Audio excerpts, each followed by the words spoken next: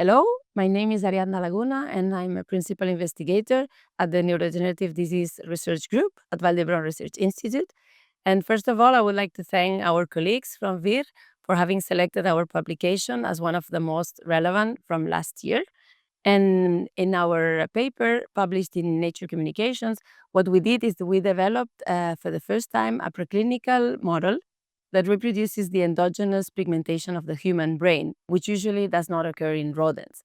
So the relevance of this model is that by mimicking the accumulation of neuromelanin in the pigmented nuclei that degenerate specifically in Parkinson's disease, we managed to reproduce the different motor and non-motor symptoms that are characteristic of this neurodegenerative disorder. By doing so, not only we reproduce the symptoms, but also the underlying neuropathology, like the presence of Lewy body-like inclusions and neuroinflammation. With this model, we have for the first time reproduced the complexity of the disease, and by doing so, we opened the door for the future development of therapeutic strategies and biomarkers that will be useful not only for Parkinson's disease, but also for brain aging.